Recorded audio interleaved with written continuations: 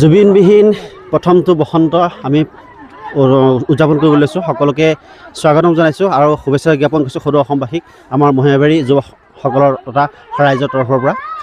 আমাৰ বোকা ধেমালি অৰ্থাৎ আমাৰ এই মাজুলীৰ এক পৰম্পৰা, যি পৰম্পৰা আমাৰ খেতিভিত্তিক, যিহেতু আমি গোটেই অসমবাসী মানুহ বা আমাৰ অসমীয়াসকল খেতিৰ ওপৰত নিৰ্ভৰ, গতিকে সেই তেওঁলোকে সদায় খেতিৰ ওপৰত নিৰ্ভৰ কৰি পেলাই জীৱন নিৰ্বাহ কৰে। গতিকে বোকাৰ লগত এটা ওতঃপ্ৰোত সম্পৰ্ক আছে, একে পুৰণি পৰম্পৰা। এই পৰম্পৰা আমাৰ সকলোৰে কাৰণে খুব প্ৰযোজ্য হৈ থাকে আৰু প্ৰতি বছৰ আমাৰ খেলা হয়।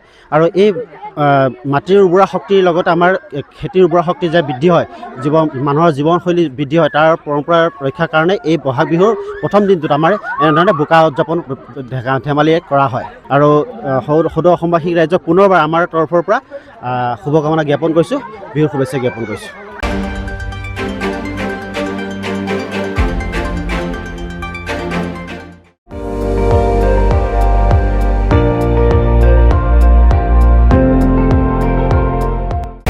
আপুনি চাই আছে ND24, সৰ্বশ্ৰেষ্ঠ নহয় সৰ্বোত্তমৰ দৌৰত।